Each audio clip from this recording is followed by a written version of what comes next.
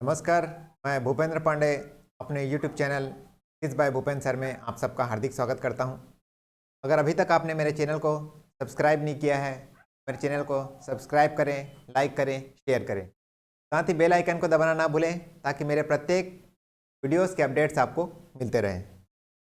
आज का एपिसोड बहुत ही खास एपिसोड है क्योंकि आज मैं कॉम्पिटिशन एग्ज़ाम्स के लिए इसकी तैयारी कैसे करें इस विषय पर मैं यहाँ जो है ये एपिसोड लेकर आया हूँ और यह आपके बहुत ही काम का है, इसलिए इसे अंत तक ज़रूर देखें। तो इंडिया में जितने भी कंपटीशन एग्ज़ाम्स होते होंगे में प्रायः इंग्लिश का एक पेपर कंपलसरी रहता है और स्कूल सर कॉलेजेस में भी कुछ क्वेश्चंस आते हैं जो इंग्लिश के, तो इससे आपको बहुत फ़ायदा मिलेगा। तो आइए हम देखते हैं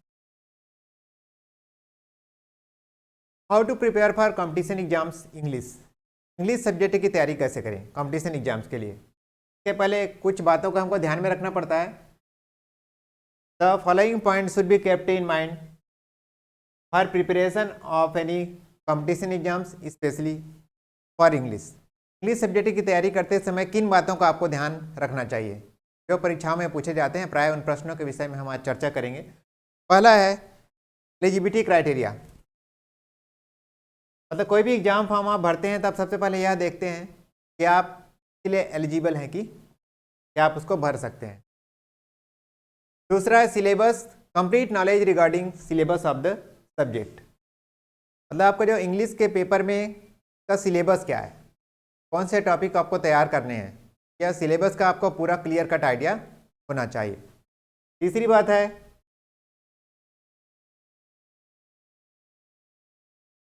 pattern of the exam, objective type और subjective type. This is the most important part because accordingly you will prepare yourself. मतलब आपका एग्जाम ऑब्जेक्टिव टाइप है कि सब्जेक्टिव टाइप है, दोनों का अलग अलग तरीका होता है तैयार करने का। तीसरा है collection of the question papers of at least 5 years। It is better if you have solve question papers. जब भी किसी एग्जाम्स की आप तैयारी करते हैं तो सबसे महत्वपूर्ण चीज़ होता है आपको कम से कम पिछले 5 साल के जो क्वेश्चन पेपर्स हैं, 5 years क्वेश्चन पेपर है मिनिमम, और अधिक कर सकें तो अच्छा है। लेकिन 5 साल मैं इसलिए बोल रहा हूँ क्योंकि एग्जाम्स के पैटर्न समय समय पर बदलते रहते हैं, तो आपको कम से कम 5 साल का क्वेश्चन पेपर आपको सॉल्व करना है, देखना है एग्जाम का पैटर्न क्या है। और यदि सॉल्व पेपर्स मिल जाते तो बहुत अच्छे हैं, मार्केट्स में अवेलेबल हैं। तो 5 साल का पेपर आपको देखना ही है। फिर है make year wise notes of the questions asked from the different chapters separately and try to understand the pattern of the question।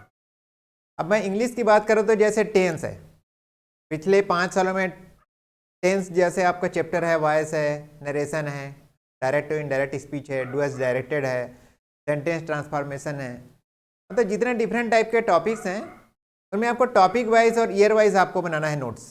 जैसे कि 2020 में 10 से किस तरह से क्वेश्चन पूछे गए, 2019 में क्या क्वेश्चन आए, 2018 में 10 से क्या क्वेश्चन आए, वैसे ही डायरेक्ट इनडायरेक्ट स्पीच से 2020 में डायरेक्ट एंड इनडायरेक्ट स्पीच से इस टाइप के क्वेश्चंस आए, 2019 में किस टाइप के क्वेश्चन आए। कई बार क्या होता है क्वेश्चंस रिपीट भी हो जाते हैं, तो इससे फ़ायदा ये होता है कि आपने पहले देखा हुआ है उस क्वेश्चन का सॉल्यूशन भी किया हुआ है, सॉल्व किया हुआ है, तब आपको पता रहेगा इसका उत्तर यह है। कई बार क्वेश्चंस रिपीट भी हो जाते हैं कंपटीशन एग्जाम्स में, तो आपको year wise topic wise notes बनाना है क्वेश्चंस का। इससे क्या होगा, after this you will come to know which type questions are asked from the various chapters. This will surely help you to understand the pattern of the question paper. 5-6 साल के जब question papers आप देख लेते हैं तो आपको उसके पैटर्न का आइडिया हो जाता है किस टाइप के क्वेश्चंस इस पर्टिकुलर टॉपिक से आ रहे हैं। अकबर देख सकते हैं स्क्रीन में। तो these are the major points that you have to keep in your mind while preparing for any of the competition exams which are conducted in India. आगे बढ़ते हैं।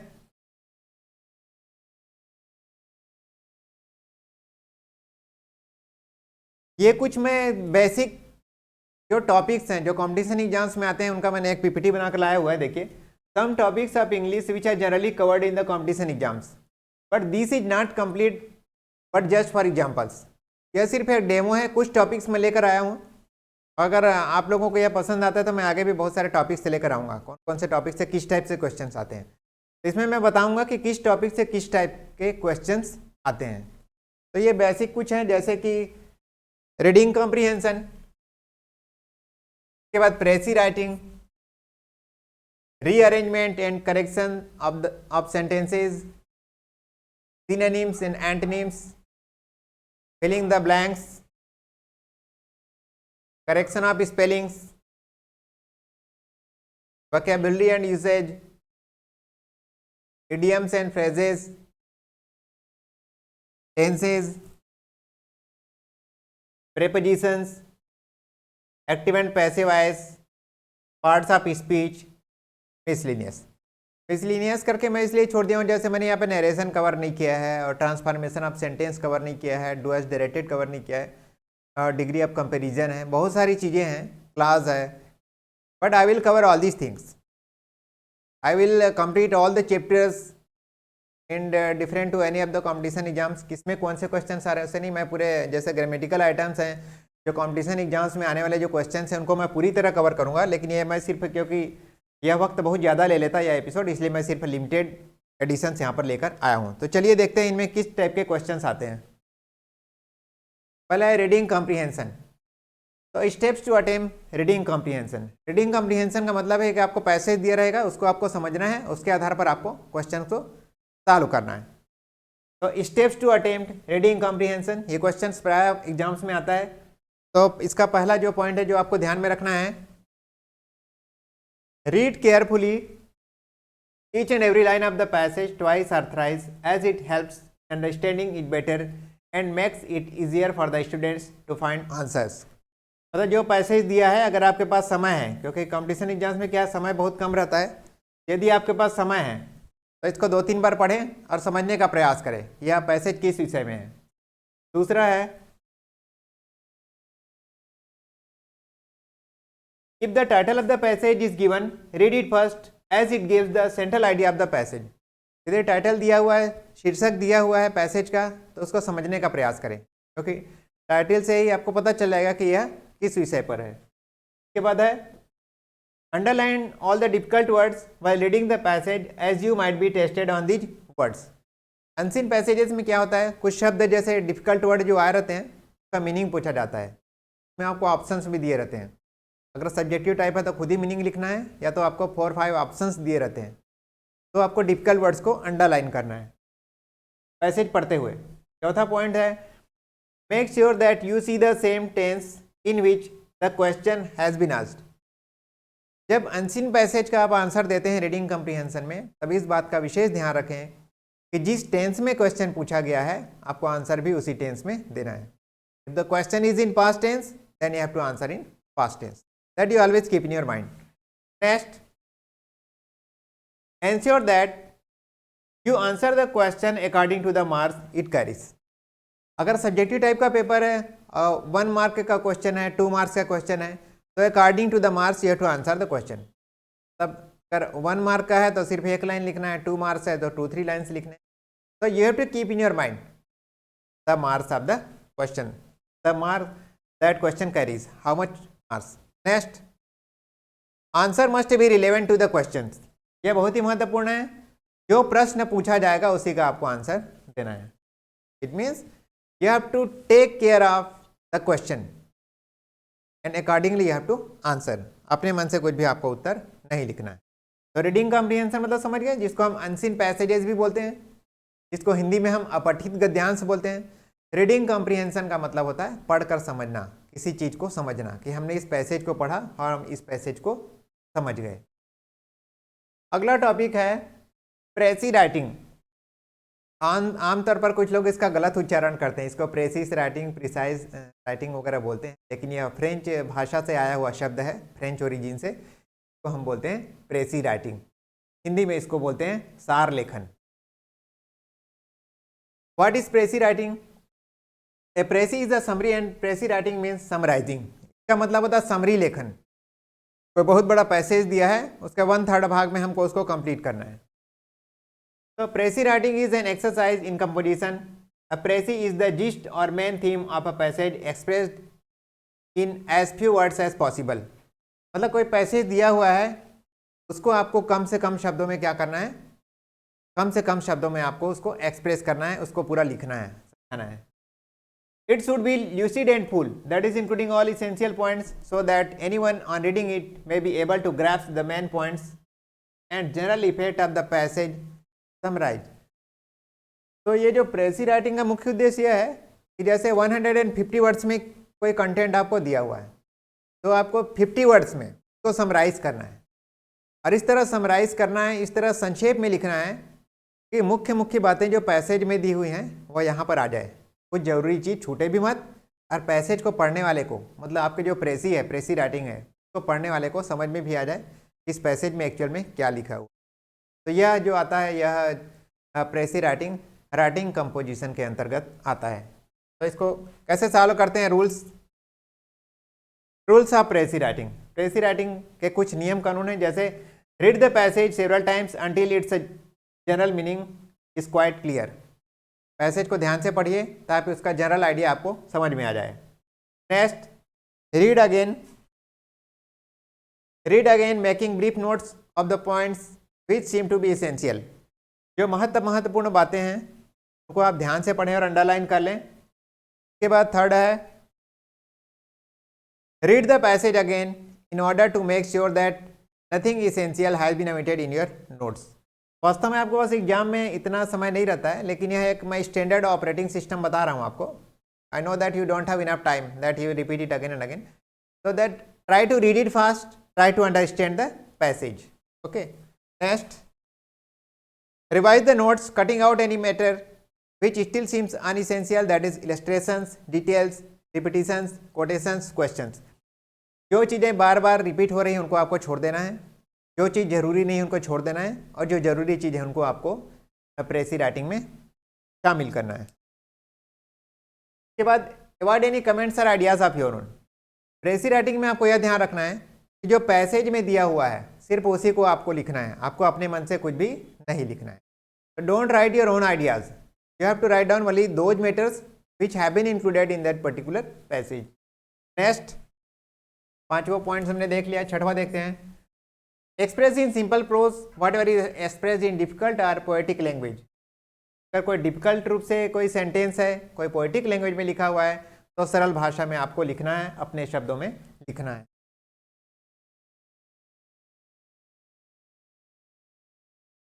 Right out the summary from your ideas in short and clear sentences.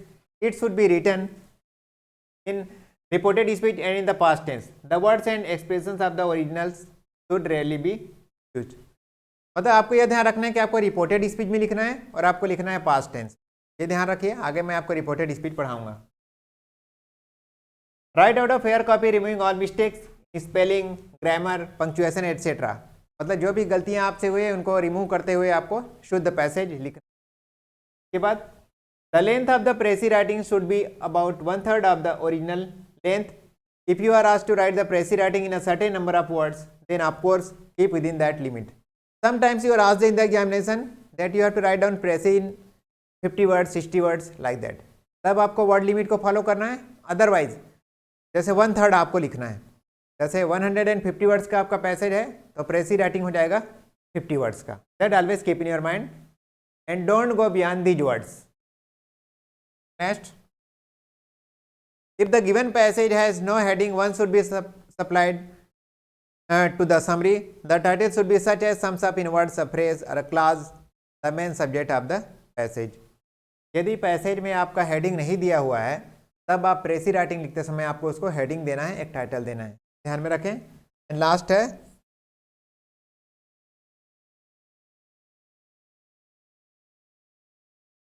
Last में आपको देखना है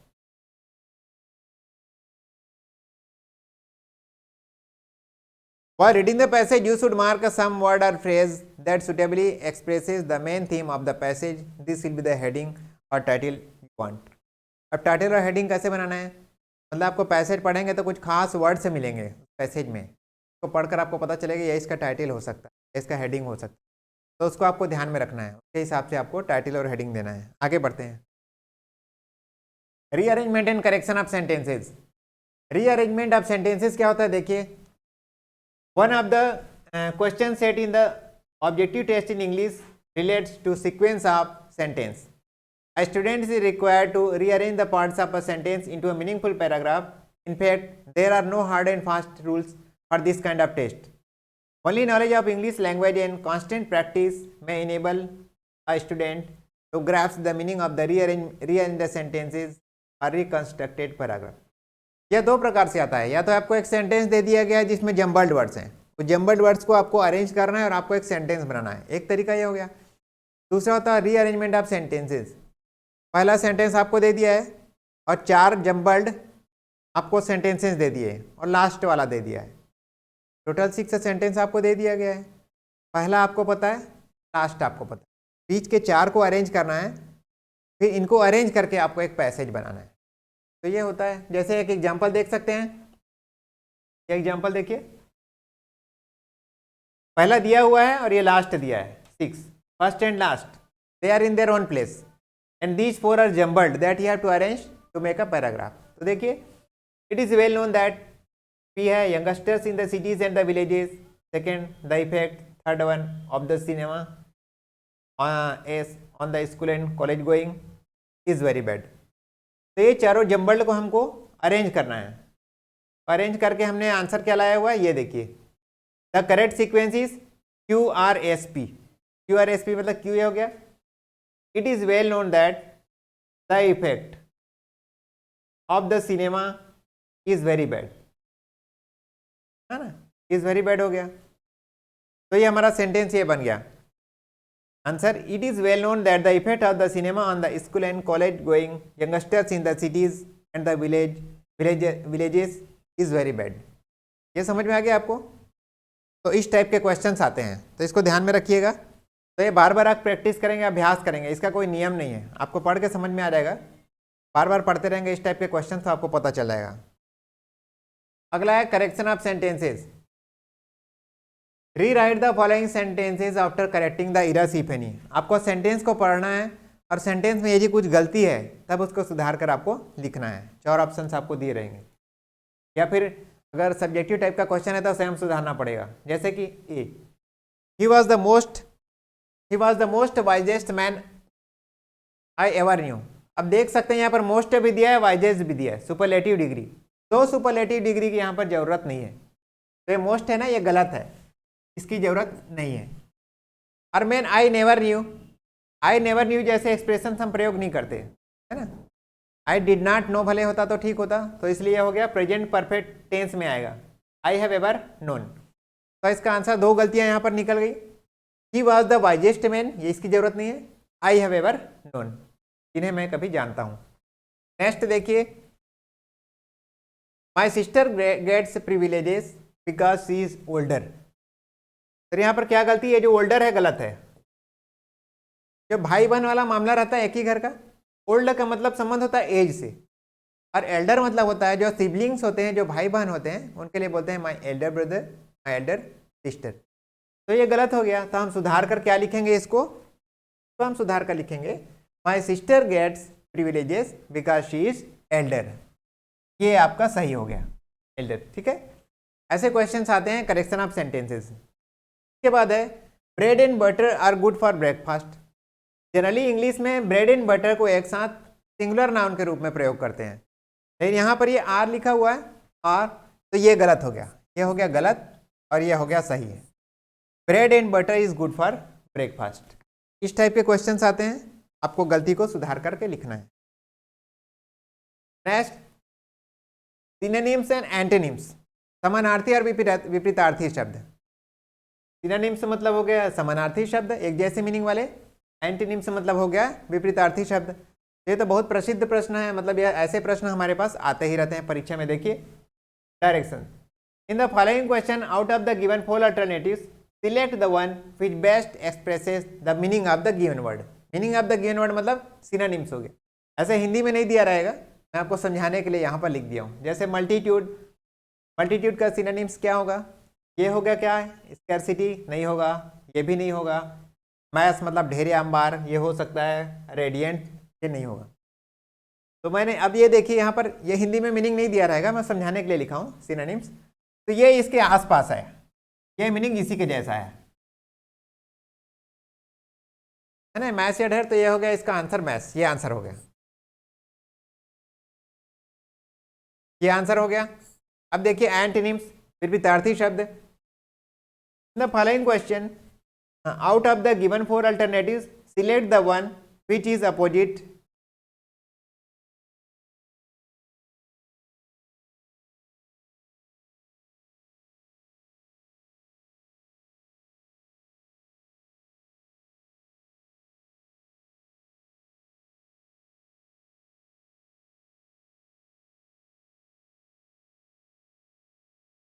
कुछ problem आ गया है, 1 minute.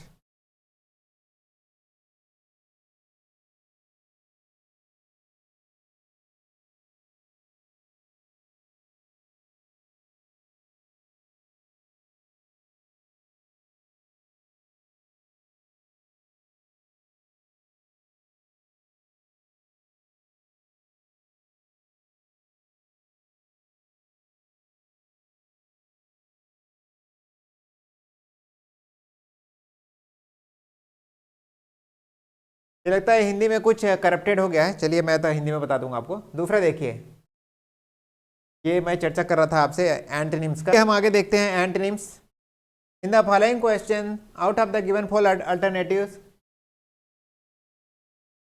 Select the one which is opposite in meaning of the given word. Opposite in meaning में उसको बोलते हैं एंटोनिम्स, जिसको आप हिंदी में बोलते हैं विपरीतार्थी शब्द। ठीक है, तो ये है, ये क्वेश्चन देखते हैं हम। तो ये थोड़ा हिंदी में कुछ आपको यहाँ पे करप्शन हो गया है, करप्ट हो गया है, इसको आपको ध्यान देने की जरूरत नहीं। ये सक्सेसर शब्द है, सक्सेसर मतलब होता है उत्तराधिकारी या उत्तरावर्ती, सक्सेसर मतलब ये होता है। इसका एंटोनिम्स देखना है, विपरीतार्थी शब्द देखना है। तो ये फॉलोअर मतलब अनुयायी, प्रेडेसर्स मतलब पूर्ववर्ती, गाइड, गाइड मतलब मार्गदर्शक या नेता, प्रोसेसर मतलब संधारित्र। तो ये प्रेडेसेसर, पूर्ववर्ती पहला आने वाला इसका सही हो गया। टाइप के क्वेश्चंस आपके आते हैं। आगे बढ़ते हैं, filling the blanks. Filling the blanks में मतलब कुछ भी क्वेश्चंस आ सकता है, प्रेपोजिशंस आ सकते हैं या फिर जो टेंस वाले आ सकते हैं, मतलब जो भी ऑप्शन आपको दिया हुआ है उस ऑप्शन को वहाँ पर फिल करना है। कंजंक्शंस भी आ सकते हैं, किसी भी प्रकार के क्वेश्चंस आ सकते हैं जिसमें आपको ऑप्शंस दिए जाएंगे, तो आपको ब्लैंक्स में भरना है। तो यह है, तो please complete the following sentences with suitable alternatives. Alternatives are given, you have to fill in the blanks while choosing those alternatives. Number 1, I shall see you when I come to your town. I shall come to your town. I shall have come to your town. I will come to your town. आपने मेरा जो present tense वाला episode देखा होगा, tense वाला मेरे पहले 4 episodes आ चुके हैं, tense and introduction, present tense, past tense, future tense. वहाँ पर मैं आपको एक बात बताया था, कंडीशनल क्लॉज, शर्त बताने वाले वाक्य। शर्त बताने वाले वाक्य हमेशा होते हैं प्रेजेंट इंडेफिनिट टेंस में। तो I shall see you when, when एक कंडीशन बता रहा है, वेन। कौन सा ऑप्शन सही होगा? When I come to your town. I shall see you हो गया प्रेजेंट, फ्यूचर इंडेफिनिट टेंस हो गया। ये फ्यूचर इंडेफिनिट टेंस के साथ जो कंडीशनल क्लॉज जो आएगा वह किस में रहेगा? प्रेजेंट इंडेफिनिट टेंस में रहता है। तो ये उत्तर सही है, I come to your town. I shall see you, मैं तुमसे मिलूंगा, when I come to your town, जब मैं तुम्हारे शहर आऊँगा तब मैं तुमसे मिलूंगा। मतलब प्रेजेंट, ये जो फ्यूचर इंडेफिनिट टेंस है उसके साथ जो क्लास बताने वाले हैं, कंडीशनल क्लास, शर्त सूचक जो वाक्य होते हैं वह होते हैं प्रेजेंट इंडेफिनिट टेंस। तो अगर यह नियम पता है तो ये उत्तर आपका सही है। तो यह ध्यान में रखना है आपको, सूटेबल ऑप्शन आपको भरने हैं। इसके बाद है करेक्शन ऑफ स्पेलिंग्स। पता आपको 4-5 स्पेलिंग्स दे दिए रहेंगे, मैं आपको जो सही स्पेलिंग है उसको सिलेक्ट करना है। Okay, 4-5 alternatives will be given to you and you have to, out of those alternatives you have to select the correct spelling।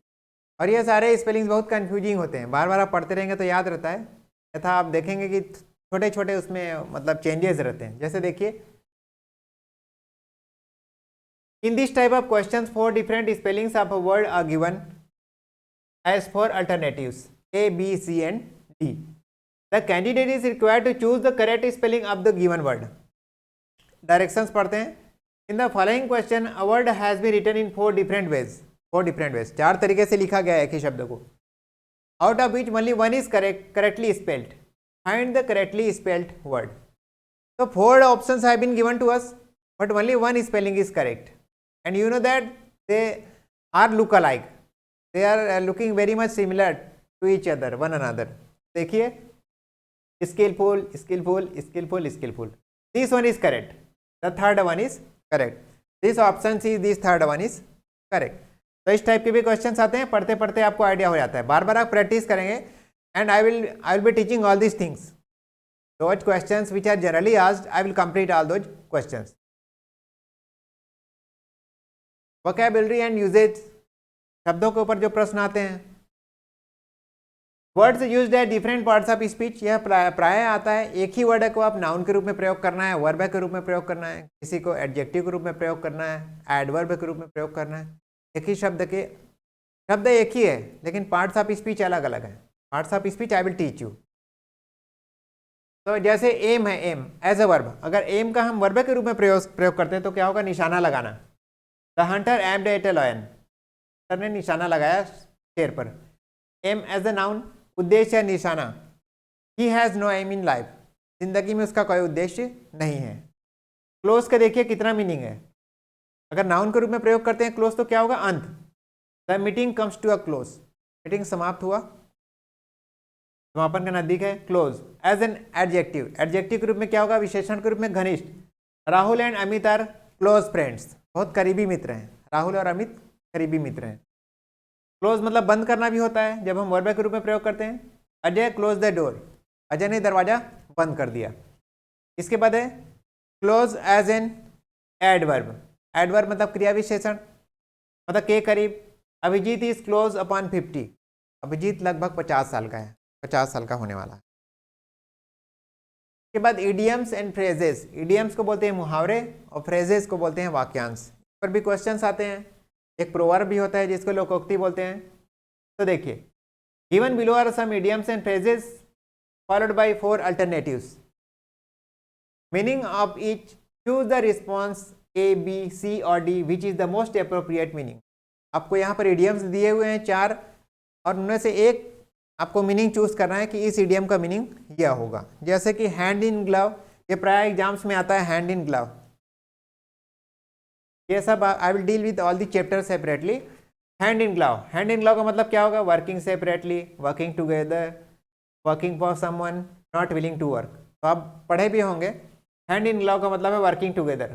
खासकर क्रिमिनल कॉन्स्पिरेसी में प्रयोग में ज़्यादा आता है, मतलब जो गलत काम करते हैं एक साथ उनको बोलते हैं they are in hand in glove with this work या जो भी है। नेक्स्ट, नीप इन द बड, मतलब कोई समस्या शुरू होने के पहले उसका समाप्त कर देना, इसको बोलते हैं nip in the bud. Prevent a small problem before it become severe, prevent the big problems, make it severe, beating the problem. Nip in the बड, नीप इन द बड का मतलब होता है कोई समस्या शुरू होने के पहले ही, इससे पहले कि समस्या बहुत बड़ी हो जाए, हम उस समस्या का समाधान कर लेते हैं। तो प्रिवेंट है, ये हो गया इसका उत्तर। Prevent a small problem before it becomes severe, type के क्वेश्चंस भी आते हैं। इसके बाद हम टेंसेस, टेंसेस पर मेरा पूरा एपिसोड है और एक उस पर और ख़ास एपिसोड लेकर मैं आने वाला हूं कि कॉम्पिटिशन एग्जाम्स में टेंस के किस टाइप के क्वेश्चंस आते हैं। तो आप कंटिन्यू देखते रहिए। बेसिकली मेरा जो ये जो चैनल है ना, कॉम्पिटिशन एग्जाम्स के लिए डेडिकेटेड है, but still those who want to learn English they can learn it and various professionals also can learn so many things from this channel, but I will give much of attention to the competition exams and I will teach all the chapters in detail. Directions, sentence improvement question, choose the option which best replaces the underlined phrase। यहाँ पर जो phrase दिया गया है इसको आपको replace करना है ताकि वह सेंटेंस में सुधार हो सके और आपका सेंटेंस और अच्छा हो सके। जैसे he wrote a short story when he was in New Delhi, तो यहाँ पर देखिए जब वह दिल्ली में था उन्होंने इसने एक शॉर्ट स्टोरी लिखा। पास्ट टेंस की बात है कि जब वह दिल्ली में था तब उसने एक स्टोरी लिखी थी। He wrote a short story, जब वह दिल्ली में था तब उसने एक छोटी कहानी लिखी थी। तो इसमें कोई इंप्रूवमेंट रिक्वायर्ड नहीं है। राइट्स तो होता है present tense, had written past perfect tense. अरे राइट तो होगा ही नहीं ही के साथ, नो इम्प्रूवमेंट, तो यहाँ पर कोई इम्प्रूवमेंट रिक्वायर्ड नहीं है। ये देखिए, इसके बाद अगला प्रश्न है, ये हो गया हमारा। दूसरा देखते हैं। Every Sunday he is going to a church, मतलब जब हम किसी की आदत को बताते हैं ना कि वह रोज वहाँ जाता है, रोज स्कूल जाता है, रोज चर्च जाता है, हर संडे को वह चर्च जाता है, तो हम इसको बताते हैं प्रेजेंट इंडेफिनिट टेंस, ठीक है। लेकिन यहाँ पर क्या लिखा है, ही इज गोइंग, हर संडे वह चर्च जा रहा है, तो यह क्या आदत को नहीं बता रहा है, ये जो काम हो रहा है कंटिन्यूअस उसको बता रहा है। तो यहाँ पे आदत के लिए क्या हो जाएगा, ही गोज, ये ही गोज हो जाएगा क्योंकि आदत हैबिट को बता रहा है। Next third one, I already finished my work, I already finished my work है पास्ट टेंस का है, मैं काम खत्म कर चुका था, मैं पहले ही काम खत्म कर चुका था। तो पहला ऑप्शन दिया हुआ है already finished, am already finishing, have already finished, no improvement required. आपको मालूम है जब ऑलरेडी टाइप के जो एक्सप्रेशंस आते हैं ना प्राय प्रेजेंट परफेक्ट टेंस में आते हैं, तो कौन सा ऑप्शन सही हो जाएगा, I have already finished, I have already finished my work. और I already finished my work होता तो क्या होता, पास्ट टेंस को बताने वाला शब्द यहाँ पर आता, I finished my work yesterday, क्योंकि यहाँ पे ऑलरेडी दिया हुआ है इसलिए यह हो जाएगा present perfect tense, I have already finished my work, मैं पहले ही अपना काम समाप्त कर चुका हूँ, तो यहाँ पर इंप्रूवमेंट रिक्वायर्ड है। आगे देखते हैं प्रेपोजिशन। प्रेपोजिशन मतलब होता है संबंध बताने वाले शब्द, on, on to, before, after, ये सब प्रेपोजिशंस कहलाते हैं। तो जैसे देखिए direction, fill in the blanks with suitable prepositions from the alternatives given under each sentences, he was in a hurry and just glances the letter. तो इस type के जब एक्सप्रेशन आता है ना जस्ट ग्लैंसेस, तो उसके साथ होता है थ्रू। ग्लैंसेस थ्रू का मतलब होता है, glance through means to look hastily और ब्रीफली। तो कोई आदमी कहीं पर जा रहा है, इसके घर में कोई पत्र आता है, तो एक झलक वह देखता है और देखकर चला जाता है, तो उसको बोलेंगे ग्लैंस थ्रू। ग्लैंस थ्रू का मतलब क्या होता है, ग्लैंस के साथ थ्रू जब आता है तब उसका मतलब होता है थोड़ी देर के लिए देखना, जल्दी से देखना। नेक्स्ट ये हमने देख लिया, nobody likes anyone to intrude his privacy, मतलब कोई भी आदमी नहीं चाहता कि कोई दूसरा व्यक्ति उसकी प्राइवेसी में दखल दे। No one wants that he should be disturbed. तो वैसी स्थिति में हम क्या करते हैं, इंट्रूड के साथ ऑन का प्रयोग करते हैं, इंट्रूड ऑन। चार ऑप्शन दिए हैं, in, into, on, on to, on. Intrude means to go और एंटर अ प्लेस और सिचुएशन विदाउट परमिशन और when you are not wanted. तो इंट्रूड ऑन मतलब क्या होता है, जबरदस्ती किसी की आज़ादी में दखलंदाजी देना, प्राइवेसी में दखल देना। Next, there is no limit blank the wants of man, तो मनुष्य की इच्छाओं की कोई सीमा नहीं है, तो उसको कैसे बताते हैं, no limit to. Limit to, यहाँ फॉर दिया हुआ है, टू दिया हुआ है, ऑफ दिया हुआ है, ऑन दिया हुआ है, ये सारे प्रेपोजिशन, प्रीपोजिशन नहीं प्रेपोजिशन। तो यहाँ पर टू सही हो गया, there is no limit to the wants of man. तो इस टाइप के क्वेश्चंस आते हैं। इसके बाद है एक्टिव एंड पैसिव वॉइस। आपको पता है कि एक्टिव एंड पैसिव वॉइस के क्वेश्चंस हमेशा एग्जाम्स में आते हैं, कोई भी एग्जाम्स हो, जैसे उसका भी आता है नरेशन का, direct speech and indirect speech. तो या तो आपको एक्टिव वॉइस से पैसिव वॉइस में सेंटेंस को बदलना है, या फिर पैसिव वॉइस से एक्टिव वॉइस में सेंटेंस को चेंज करना है। तो देखिए कुछ मैं लेकर आया हूँ जो प्राय एग्जाम्स में आते हैं, and this chapter I will teach separately, I will teach all the chapter. Directions, change the following sentences from active voice into passive voice. Sentences को आप एक्टिव वॉइस से पैसिव वॉइस में चेंज करना है। पहला देखिए active voice, one should keep once promises, passive voice हो जाएगा promises should be kept. Next active voice, this box contains ice, ice is content in this box. Third active voice, do not disturb the class, let the class not be disturbed, क्या आता है प्राय exams में। I want to buy an umbrella, I want an umbrella to be bought. Next active voice, I know him, he is known to me. क्या हो गया ये last, the rose smells sweet, the rose is sweet when it is। ठीक है, इस type के questions आते हैं। तो इसके अलग अलग प्रकार के क्वेश्चंस आते हैं, इंपेरेटिव सेंटेंस आएंगे, वाला आएगा, बहुत सारे अलग अलग प्रकार हैं। का एक अलग ही चैप्टर 2-3 एपिसोड में खत्म हो गया होगा। 12 parts of speech, 12 parts of speech. आपको पता है किसी भी सेंटेंस में जो अलग अलग शब्द आते हैं वो उनका काम अलग अलग रहता है। There are 8 kinds of parts of speech in English language, as you know very well, that noun, pronoun, adjective, verb, adverb, conjunction, preposition and interjection. तो ये 8 पार्ट्स ऑफ स्पीच होते हैं. यहाँ पर आप देख सकते हैं, इन पर आधारित क्वेश्चंस भी आते हैं, इनके अलग अलग चैप्टर्स होते हैं. There are 8 parts of speech. Every word in the English language acts as one of these parts of speech when in a sentence. मतलब हर सेंटेंस में जो शब्द आते हैं वो अलग अलग पार्ट्स ऑफ स्पीच के होते हैं. जैसे बोलते हैं nouns, pronouns, adjectives, verbs, adverbs, conjunctions, prepositions, interjections. तो इसके लिए मैंने एक सेपरेट स्लाइड भी बनाया हुआ है जिसमें मैंने ब्रीफ में समझाने का प्रयास किया है. ये आप देख सकते हैं यहाँ पर. जैसे नाउन्स है, noun one word which name persons places things और ideas. Example table, dog, flower, cup, candy, happiness, house, online. Noun is the name of any person, place और थिंग. एग्जाम्पल समझाया हुआ है यहाँ पर. इसके बाद आप देख सकते हैं pronouns. Pronouns are words which take the place of nouns. जो नाउन की जगह ले लेते हैं, जैसे कि I, he, we, she, they, he, meet. तो ये हो गया प्रोनाउंस. प्रोनाउंस मतलब जो फॉर नाउन, नाउन के स्थान पर आने वाले. वैसे ही वर्ब्स है, verbs are words which show action और being. Example go, learn, jump, sleep. Adjectives क्या होते हैं? One word. Adjectives are words which describe nouns and pronouns. Noun और प्रोनाउन की विशेषता बताने वाले शब्द हैं. एग्जाम्पल है pretty, old, nice, blue. And they include the article a an the. जो आर्टिकल्स है ना उनको भी एडजेक्टिव्स के अंडर में ही कंसीडर करते हैं. ये ध्यान में रखिएगा, ये बहुत ही इंपॉर्टेंट चीज़ है. ये बहुत ही इंपॉर्टेंट चीज़ है.